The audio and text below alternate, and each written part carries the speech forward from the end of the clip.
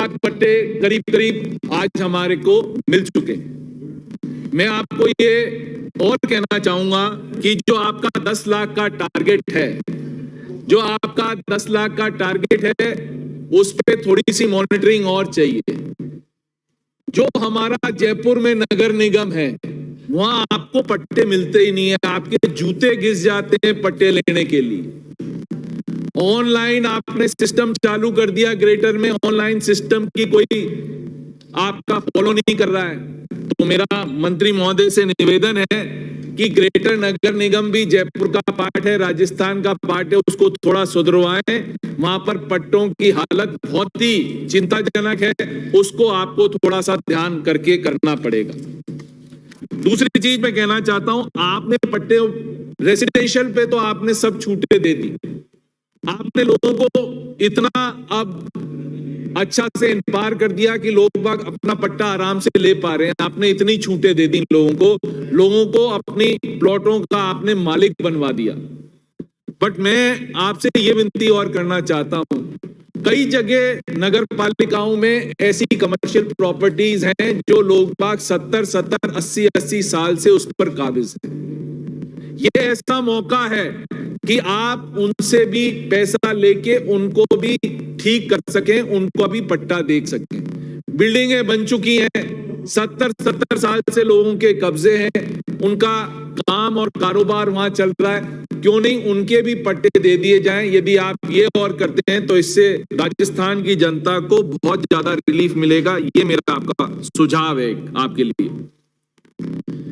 जो मुख्यमंत्री महोदय ने पिछली बार मनरेगा शुरू करा सिटी के लिए, जिसमें 800 करोड़ रुपए आपने दिया और करीब करीब 3.19 लाख परिवारों ने उसमें रजिस्ट्रेशन करा, और करीब करीब मेरे ख्याल से इतना अच्छा काम चल रहा है। छोटी छोटी नगर पालिका, जैसे मेरी नगर पालिका राजाखेड़ा है, एवरेज में 500 लोगों को वहां पर आज हम एम्प्लॉयमेंट दे पा रहे हैं।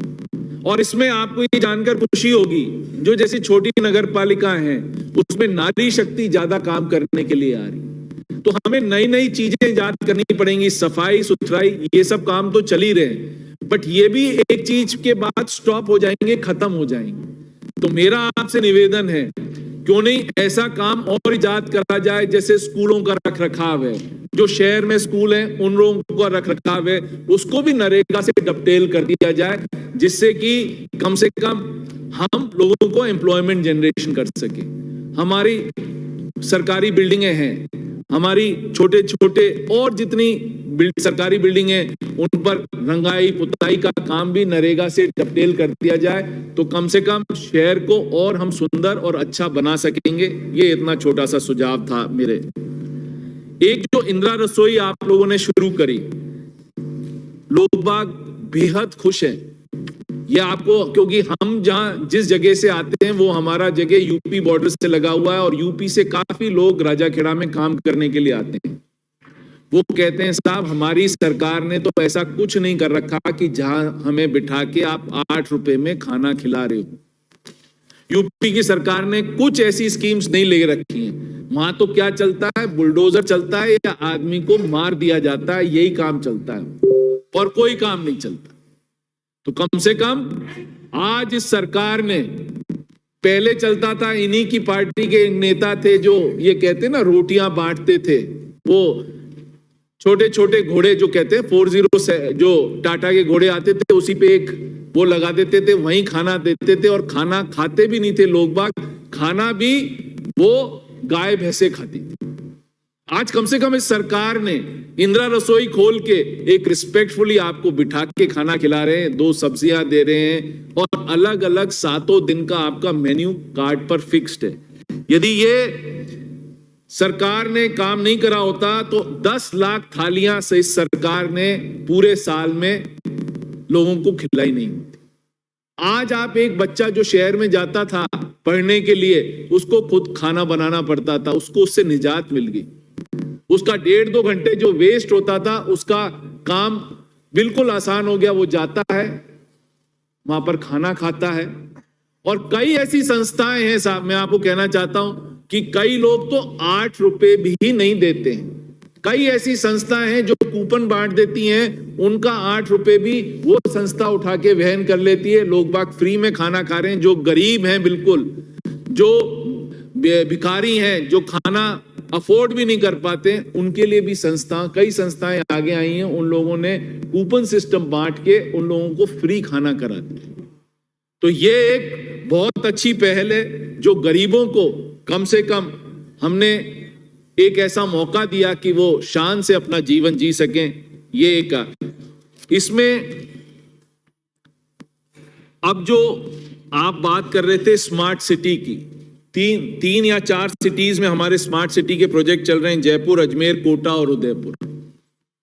आपको, हमको, सबको जानकर खुशी होगी कि मंत्री जी की मेहनत से हम भारत में नंबर 1 पोजीशन में स्मार्ट सिटीज में हैं। हमारे करीब 76% काम हमारे पूरे हो चुके हैं। 76% काम पूरे हो चुके हैं, सिर्फ 19% काम हमारे बचे हुए।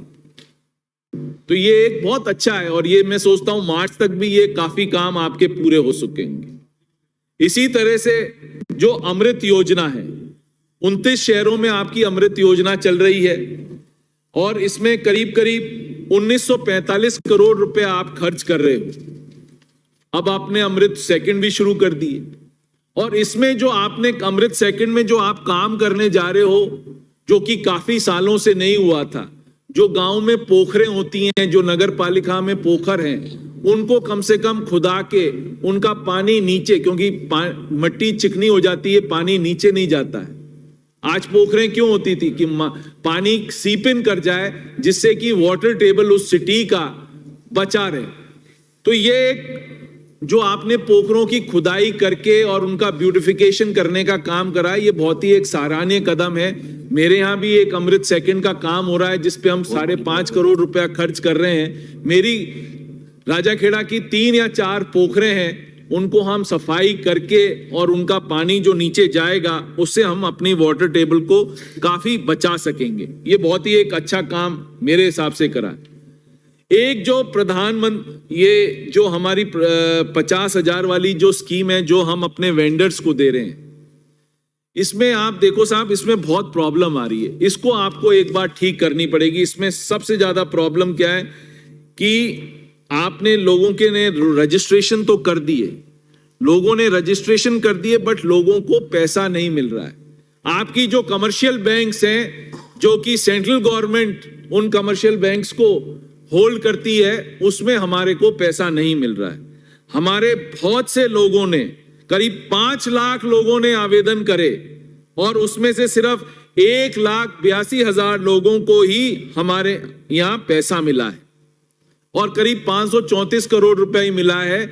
मैं ये चाहता हूं कि एक ऐसा सिस्टम बैठे, कलेक्टर के उस पे एक सिस्टम बैठे कि ये जो करीब 3 लाख लोग हैं जिनको हम ये 50,000 रुपया नहीं दे पाए, वेंडर्स को पैसा नहीं दे पाए हैं, उनको कम से कम पैसा किस रूप में मिल सके, ये आपको एक फैसिलिटेशन प्रोग्राम करना पड़ेगा जिससे कि हम लोगों को, ये गरीब लोगों को हम पैसा दिला सकें, जिससे कि वो अपना बिजनेस में जो पैसा है वो लगा सकें।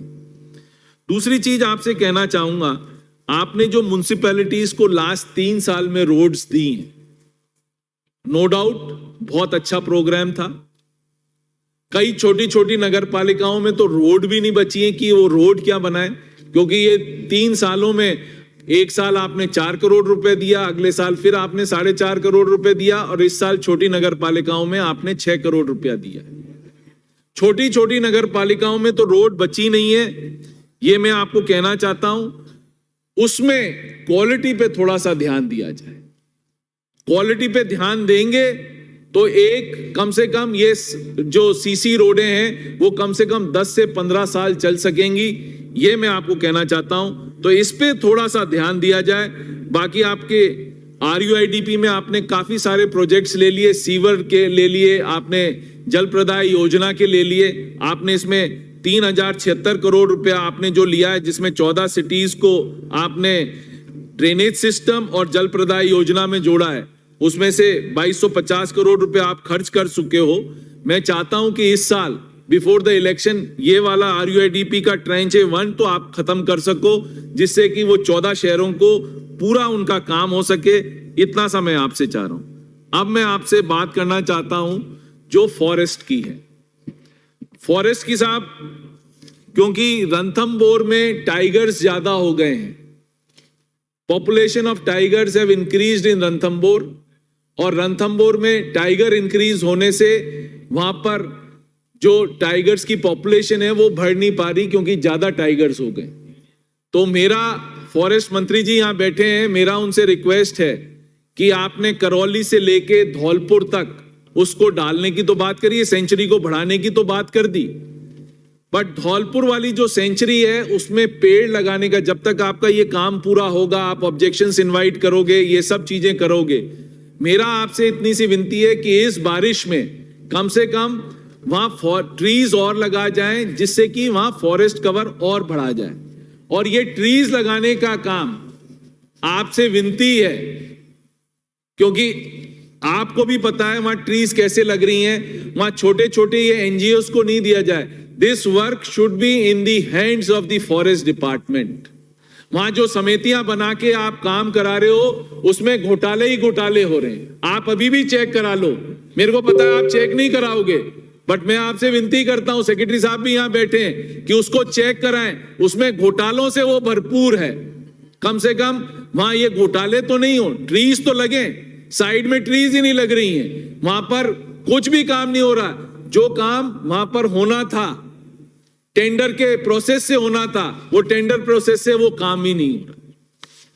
दूसरी चीज कहना चाह रहा हूं, हमारे यहां चंबल के ऑल अराउंड ये घड़ियाल क्षेत्र बना दिया है।